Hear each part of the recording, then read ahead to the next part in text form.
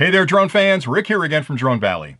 In today's clip, I'd like to start a conversation around flyaways because I've gotten so many questions over the last couple of weeks from pilots that have either had a flyaway and want to understand what they were doing wrong, or other pilots that have either read or maybe seen a YouTube video about flyaways and they're worried that it's going to happen to them. So I'm going to spend a little bit of time today talking about certain situations that you can get into that might put you at a higher risk for a flyaway and how to correct for those. Now, before I get too deep into it, in case you're wondering, a flyaway is a situation where a drone is doing something different than what the pilot's telling it to do. It's basically misbehaving in the air. It's got a mind of its own at that point, and it's going somewhere else than where you're telling it to go.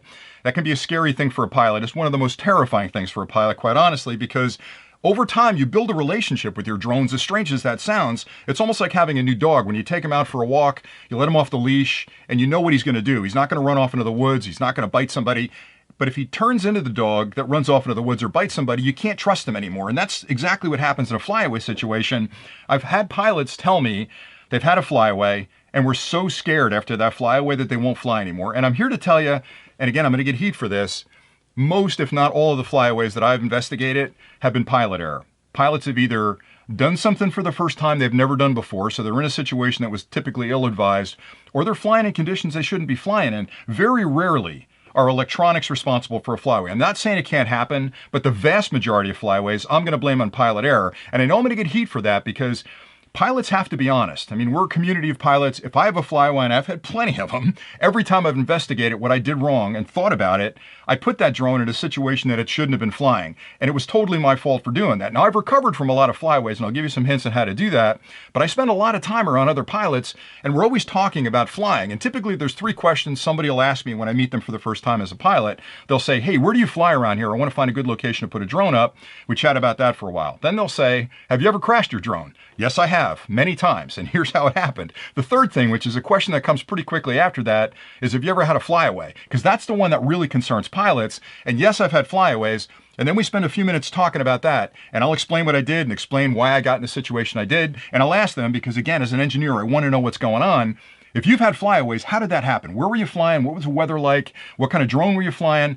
And invariably, when we talk through those things, if they're being honest, I figure out that it is a pilot error situation. And the thing about pilots is you have to be honest because pride gets into that. And you don't want to admit that you were doing something really dumb. All of us do dumb things with our drones because the technology is amazing and we're always pushing it to its limits. So if you're honest about it and you think about the flyaway that happened, you're going to figure out that it was something you did or you weren't prepared for the situation you're in. So enough about that. So again, they happen a lot. Don't be embarrassed by them. Just understand where you might get into trouble and understand how to get yourself out of trouble.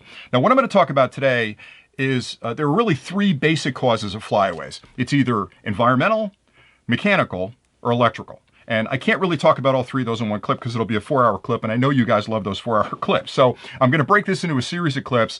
Today I'm going to talk about environmental reasons for flyaways, and there are really two key environmental situations that you can get into that can put you at risk of a flyaway. And I'll talk about both of those, and I can't help but get into a little bit of the physics behind it because as a nerd, I need to understand why these flyaways are happening, but I'll give you some really quick tips on how to avoid these flyaways as I go through these. So first I'll talk about the environmentals around wind, and then I'll talk about the environmentals around terrain, because both of those things can dramatically affect how your drones behave when you're flying. And if you're going to have a flyaway and you violate some of these basic principles, you're going to have some scary times up there in the sky. So stay tuned and we'll get into the environmentals, and I'll start off with wind, and then I'll spend a few minutes talking about terrain, because both of those can be kind of dangerous places to be.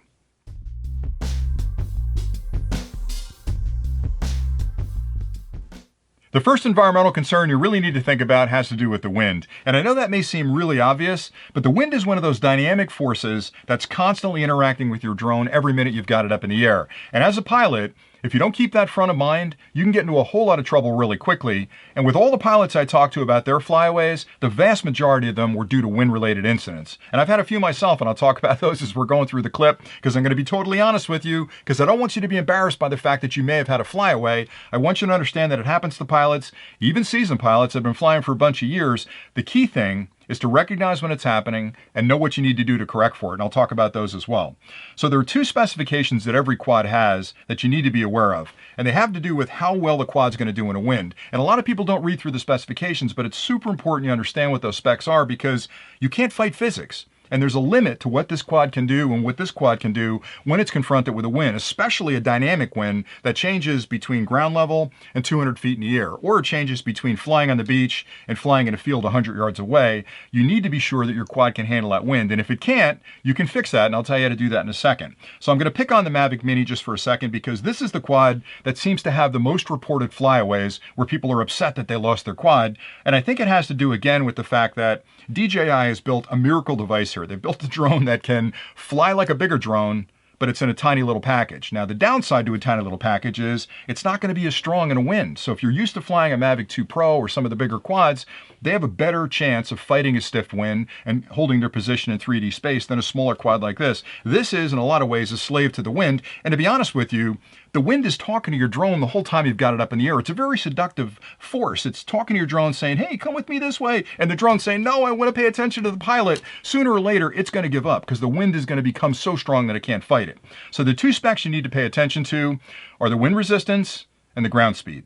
And I'll talk about those now. So the wind resistance is a specification that tells you how strong a wind the drone can resist and maintain its position. Because remember, it's flying autonomously. It's trying to maintain its exact position in 3D space. It's trying to maintain its elevation, its geoposition this way.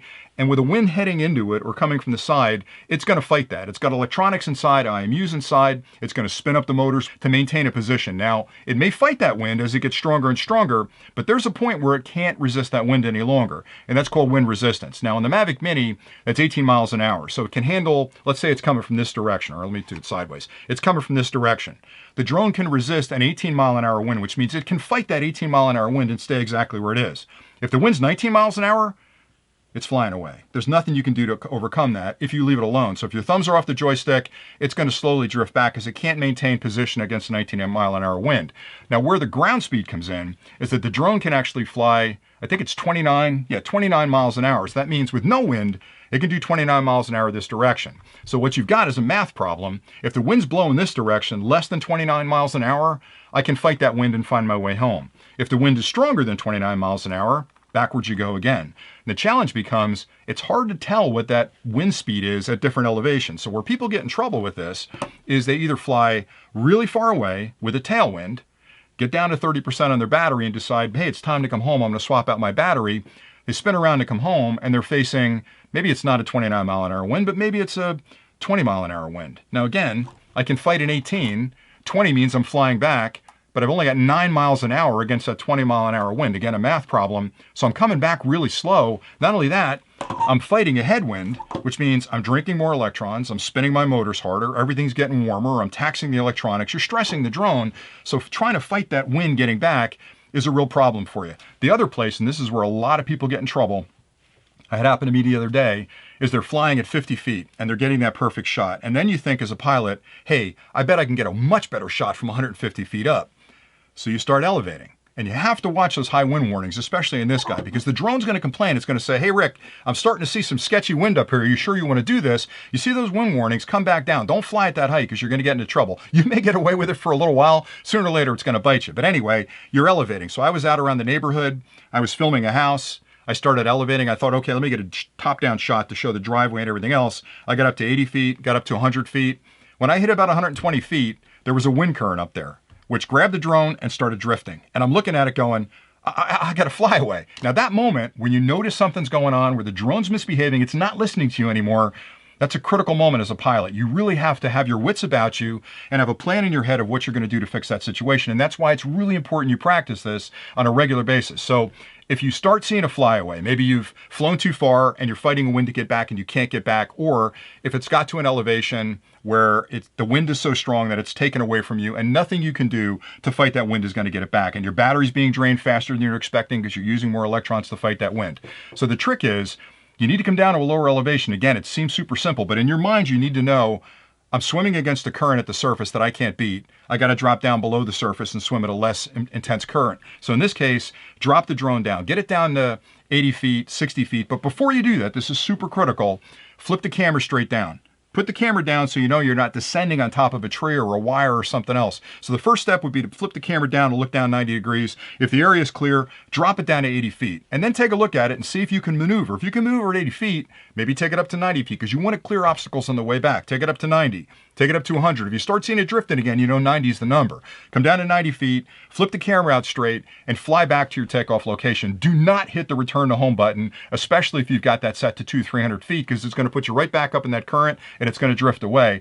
The key thing is you can't panic. You have to keep your wits about you, and that's why that practicing is super important as a pilot. You want to be prepared for those situations. And we can talk about how you got there after the drone safely landed. But in my case, I had it up to about 120 feet. And there's nothing more terrifying to a pilot than watching that screen, watching the drone, watching the screen, and seeing the drone fly in a direction you're not telling it to go. Right away, you've got to kick in and you got to be that hero as a pilot and say, all right, I've got to correct for the situation. I'm not going to hit the return home button, and I'm not going to drop the controller and start chasing my drone. I can handle this. Drop it down and fly it back safe. Now, a couple other concerns around that. You obviously have obstructions on the way back. You have to be really, really careful about that. So if you've kind of flown up and flown away, when you come home, you're going to be down at a lower elevation. You've really got to be careful that you're coming back. Take your time, take it slow. Worst case, if you can't fly back or you're in a really crowded environment with a lot of trees, put the camera straight down again. Maybe put it down at a 10-degree angle and spin it around and pick a landmark nearby, land the drone. The worst thing that would happen is you've landed a drone in somebody's backyard. You have to go there and apologize for landing a drone in their backyard, but you can recover your drone. If you're up against that wind and you can't fly back and you're down to 15% of the battery or 20% of the battery, it's better to land that drone. Put it down, put it near a landmark that you can identify. You know roughly where it is relative to your position. Drop it, drive to that, or walk to that landmark and go pick up your drone. That's your best bet. But the wind is one of those incredibly seductive forces out there that the drone is going to listen to, and it's going to try and fight it because it wants to pay attention to you. It likes you. It's going to listen to you as a pilot. But there are conditions where that wind gets so seductive to the drone, it overcomes its ability to pay attention to you and takes off. And again, I've done it a bunch of times. I had it happen with my Mavic Mini when I was filming in the neighborhood. I'll tell you another funny story. I had it happen with a brand new Evo 2. They had just sent me the Evo 2 under the NDA agreement. And I was so excited to fly the thing. I knew better. The wind was kicking up at ground level, but it can handle a really high wind. I put the thing up, and I was flying over a bay down in Manahawkin where I like to fly an awful lot. And there's this old marshy island out there that I like to fly over. I put the drone up, took off over the bay, over to the island, and I was having a great day flying. I'm doing, loops around the island. I'm looking down over the marsh and stuff. I was just really enjoying the day, not realizing that the drone got out to the island really quick because it had a huge tailwind. So I had about 30% of the battery left. I thought, okay, I'll wrap up for the day. It's getting a little dark. I spun it around. I was at 70 feet, 80 feet, tried to fly back, and I'm doing like 4 miles an hour, which is not good. I put it in sport mode. It's ludicrous mode in this case, and it's not coming back. I could have panicked, and that would have gone down in the marsh or it would have gone down in the bay. So what did I have to do? I had to drop it down to about 30 feet, 25 feet off the bay, fly back over the bay. But if I panicked in that moment, that would have been gone. And how bad would that have been to have an NDA drone that I'm not even supposed to talk about land in the bay, and I have to call up Autel and tell them, hey, I just crashed your drone in the bay. So it happens to everybody. Don't be embarrassed by it. Maybe you don't want to talk about it, but just know that it happens to everybody, and there are ways to get around that. Just keep your head as a pilot. Don't panic. Drop it down, drop the camera first, then drop it down to 60 feet, 80 feet, fly it back home safely. And if you can't do that, land it where it is, and then just chalk it up for experience. But please practice that. That's something you're going to want to do in an open field and get used to doing that so that it's almost like muscle memory when you have to do it out there in the field when you have that kind of panic situation. So the wind can be your enemy. You need it to fly, but it can definitely be a danger out there if you're not careful of it. One other place you can get into trouble, and this is something I've heard a lot, is when you're on vacation. And you take a drone with you, say to Aruba, and you're thinking, my whole life I've thought about this one shot over the beach with that beautiful mountain range in the background or that beautiful beach in the background, and you're just so excited to fly that you let your better judgment slip. And you know you shouldn't be flying that high because you really haven't tested it. You put the drone up, you're in a rush to get the shot, you put the drone up, and the worst case scenario for you, bodies of water are really bad because bodies of water have really dynamic winds around them, especially at a little higher elevations. The worst place to fly is if you've got two bodies of water with unequal pressures of air. You've got a bay over here and you've got an ocean over there. There's constant airflow going both directions between those, and you put it up, and that thing starts taking off. I can't tell you, probably 50% of the flyaways that I've talked to pilots about have been vacation photos near the beach, especially beach with a bay and a small barrier island between them.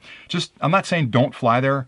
just be careful when you fly. That's all. As a pilot, you're responsible for knowing your environment, maintaining your craft, and sort of being in charge of that flight the whole time from takeoff to landing. Just be aware of it. That's all I'm saying. So hopefully you find that helpful. Now stay tuned. The next section is going to be around terrain because there's some funky things these guys can do based on the terrain. It's important you understand that as well.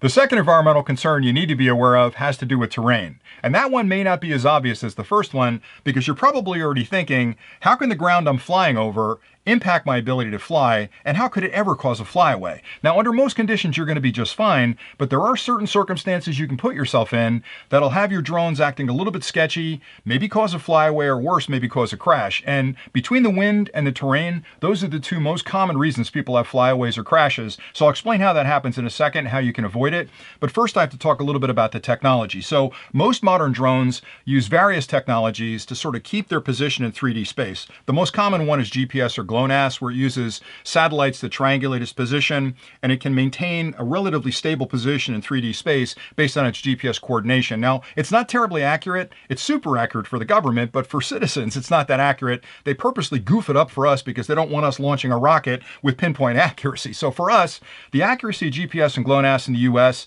is about 20 inches, which means it can move 20 inches and still think it's in the same space. Now, that's okay because you've got stabilized gimbals on the front of these drones, which will keep that picture pretty stable, but 20 inches is not that accurate. The second one, which most of the modern drones have, is some type of optical sensing on the bottom. Right here, you've got two optical sensors, and on the bottom of the Mavic, you've got two optical sensors there. And they use a technology called VIO, which is Visual Inertial Odometry, which is a mouthful. And what that technology does is it uses the internal IMUs to actually sense the inertia of the drone, which way it's moving, and it's looking down at the terrain below it to try to look through those binocular vision sensors to find a pattern. And if it sees a pattern, it's going to maintain its position based on that pattern in addition to the GPS coordination. Now, the cool thing about VIO is it's way more accurate. So 20 inches for GPS, VIO is 4 inches. So it's incredibly accurate. And it's what allows you to fly indoors when you don't have a GPS signal. So if you're flying your Mavic, don't fly this one indoors. You'll be tearing up the lamps. But if you're flying your Mavic Mini indoors, you don't have any GPS signal. So it's looking down at your carpet, your table, your kitchen floor, and it's looking for patterns to know it's moving and to know it's stable and staying in position. So VIO is an incredibly important technology. Now, VIO doesn't kick in until you're close to the ground. So if you're 20 feet or above that, you're flying pretty much on GPS coordination alone. But if you get down under 20 feet, and varies from drone to drone, but under 20 feet, VIO kicks in and starts arguing with GPS a little bit, saying, hey, I think you know where you are. I'm going to help you spin a little tighter in on that accuracy. It's sort of like when you're driving your car and somebody's in the back seat telling you to make a left up ahead, like, I got this, leave me alone. The GPS wants to control the drone, but VIO kicks in and says, I can help you make it more accurate. The problem with VIO is that VIO can control a lot of what the drone does. Now, that's normally not a problem because you're flying over a field. If it's a cornfield, you've got a lot of dynamics down there. You've got a lot of things that are changing, so it can see that it's changing. Where it becomes an issue is where you've got a surface that doesn't have a lot of different patterns in it.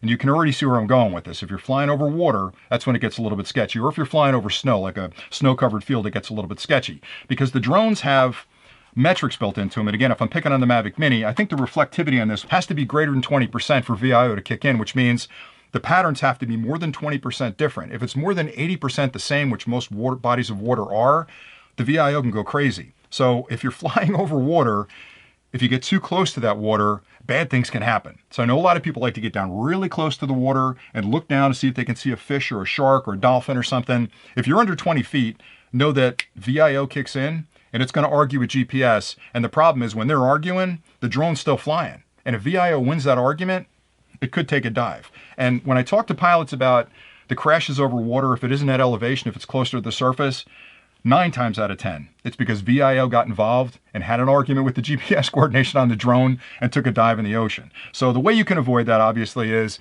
first of all, it does vary based on the water you're flying over. So if I give you, if you're going to fly over water and you're going to fly low, choppy water's better. Still water's dangerous because still water has a very, very minimal reflectivity coefficient. It looks the same to everything looking down above it. Choppy water at least has white caps and stuff, so patterns can be recognized. So if you're going to be risky with your drone and you have to fly under 20 feet over a body of water, go for rough water. Now, that doesn't give you the perfect shot of the dolphin, but you're taking your chances. Just stay above 25 feet and you won't have an issue. The other thing you got to be aware of is that VIO is one of those technologies that isn't perfect, whereas GPS is pretty much nailed down at this point, where drones can fly by that based on the GPS coordination.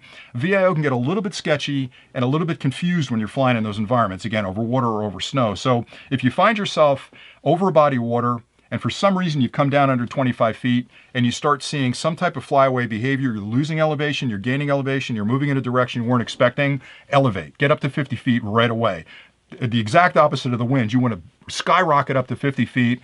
Let the GPS kick in, the VIO will shut down, and you're going to be fine. You're going to be able to get back again. But I've talked to a lot of pilots that have lost a drone over water, and I'll ask those tricky questions because I'm a bit of a detective. I'm like that old guy Columbo. I'm dating myself here, but that's like Columbo going, what were you doing? When did that happen? I always want to find out what's going on, and I'll ask those trick questions about, oh, you're flying over the bay. Well, how close to the water were you? Well, I was just swooping down to get a look at that seagull.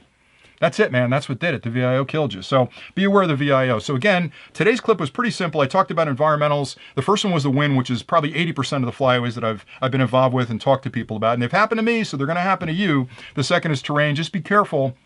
You're flying over snow, you're flying over a grassy field that looks the same, or you're flying over water. If you get down really low, that VIO can kick in. So that may be another reason for a flyaway, or worst case, a crash. And that's pretty much it for today. Now, like I'd mentioned, there's really three classes of problems I want to talk about. The first is environmental, the second is mechanical, and the third is electrical. I couldn't put them all in this clip because I'm already at about a 20-minute clip, but I wanted to give you all the details you need because this is one of those issues that pilots out there are freaking out about. And the last thing I want for anybody that's in this hobby, especially new flyers that are starting out with a Mavic Mini, is to be afraid to fly. That's the worst thing that can happen, is that you've decided to join the hobby, which is a wonderful hobby. It's going to change your life in so many ways, and you've had a bad experience.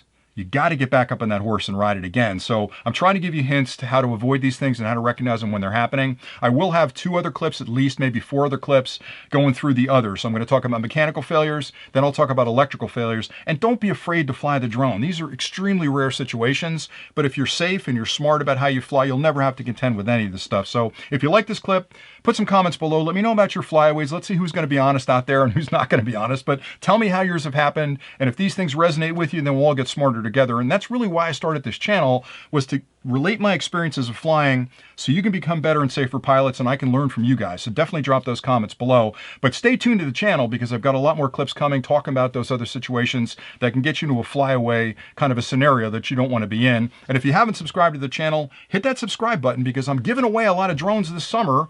So you want to make sure that you're definitely subscribed to the channel so you can get in those giveaways, because if you're not flying a drone today and you can win a drone, why would you not take a shot at that? So that's all I had for today. I really love putting these clips together. I hope you guys are finding value in them. I get a lot of positive feedback, so if you're enjoying these, let me know that as well. If you want me to talk about something else, let me know that, and I'll do my best to put a clip together on it. But stay tuned to the channel. I got a ton of content coming. So that's it for today. Thanks an awful lot for watching, and until next time, happy flying.